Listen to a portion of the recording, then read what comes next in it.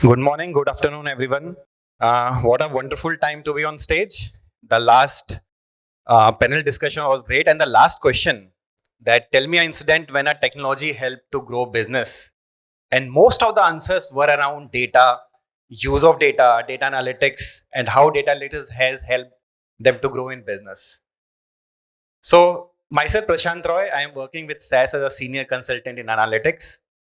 In my capacity of my professional life, I get to work with different kind of organization, enterprise data science teams, data analytics team, BIU team. With that experience, I have boiled down all the requirements and what are the must haves that a data science team should have to give the desired output to their consumers. So let me check how this works. The team should have the choice. In this current world, we have choice of programming languages, be it R, Python, SAS, Java, Lua. We should have choice of infrastructure. Which infrastructure we want to deploy our application, right? We should have choice of data sources. Which data sources, where do we want to store our data, from where we want to consume. That choice we should have with the analytics team. Which analytics techniques we want to use. All these choices are available, and we should enable data science teams to use those choices. With choice comes the control. That's the role of enterprise, right? With choice, we must have control. The control comes when you have a common repository. Wherever you build, it has to come to a common repository. The control will come when you have data and model governance. The control will come when you have security of data and the model that you are building. Third, GUI, graphical user interface. Why it becomes very important is that a citizen data scientist should also be able to collaborate and work on your analytics journey. If it is only coding, then a non-coder, a business person can never be part of your development journey. It allows you to give low code, no code environment for your developers. It gives you accelerated development times. It also allows you to get notification alerts and collaborate between your different team members. Behind this GUI has to be a distributed, powerful compute engine. The data sizes are increasing, the analytical techniques are getting complicated and complex. To run these compute, you need a distributed engine which runs your compute in an optimized manner, in a fast manner. Your team should be enabled for collaboration. There are so many multiple people in your data science teams having different skill set. They should be able to collaborate where multiple people should be able to build concurrently. They should be able to share the assets. For example, data. You should not every time duplicate data and send it to everyone. The data has to be accessible to be shared across multiple people. Be it data asset, be your report, be your model, it should be shared across your team. Sixth one, very important and very popular. It should be cloud native, right? With a choice, but still I would say cloud native does not mean only on cloud. Cloud native is a way of developing your application. It has to be reliable. It has to be microservices based. The uptime should be high.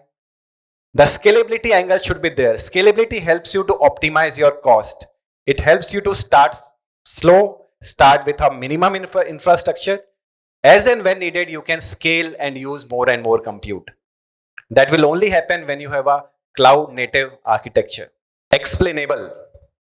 Though data science teams are running behind building the most complicated, most advanced machine learning algorithms, but explainability is a big factor of what we are doing. Our models has to be interpretable. We should understand what models are taking decision for. With some guidelines coming in, there are ethical guidelines which is coming in banking sector, even healthcare sector. If our models are not explainable, we cannot explain it, interpret it. Ethical guidelines will become very difficult to manage. These model has to be white box. Automation. When we are developing something, AI-enabled tool has to start suggesting or recommending something so that my development cycle becomes faster. Automation comes by AI-based suggestions. Your jobs has to be scheduled. Scheduling should allow you to automate all your tasks. Even your process workflows, your business workflows has to be automated. This one is important, operationalized. Till the time we have operationalized our workload, we are not generating any ROI. Whatever we build, it has to build with a motto of getting it into the operational systems. Then the model ops comes into the picture, how to easily deploy your models, how to create something which is production ready. And even after production, you need to continuously monitor it for any kind of drift, whether it's a data drift or a model drift. And also to enable your operationalization, integration is a big factor. Everything cannot be done inside a factory. It has to be integrated with third-party application. To enable that, we should have API economy. We should have native connectors to different data sources. We should have containerization possible in our ecosystem. And all third-party integrations, be it with Microsoft Office, be it with different tools, should be part of the system.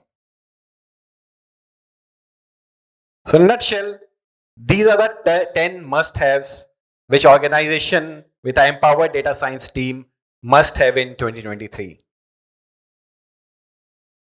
We at SAS and OTSI, SAS is a platform, SAS Via, which heads this in a unified analytics platform, which is called SAS Via.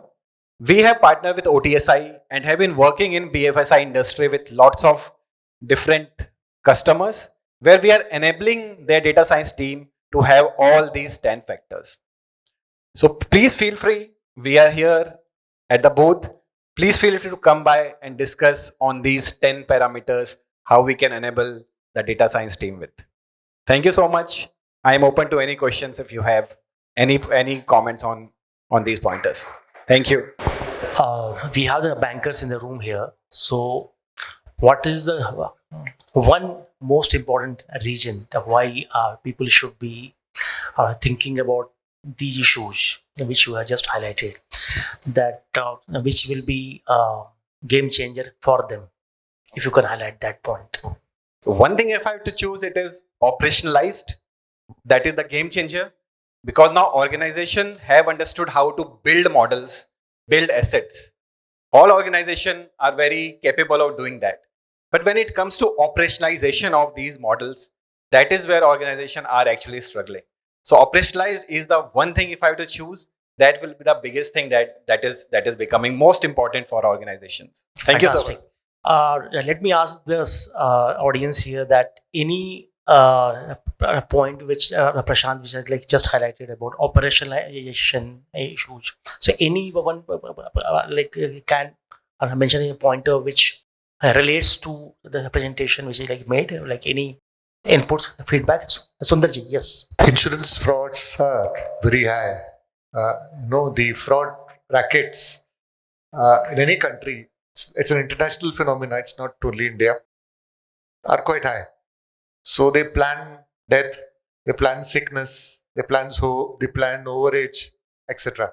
So when I was heading claims of the claims head was reporting to me, I saw a pattern, and we were repudiating claims. When you say repudiation, it means rejecting the claims.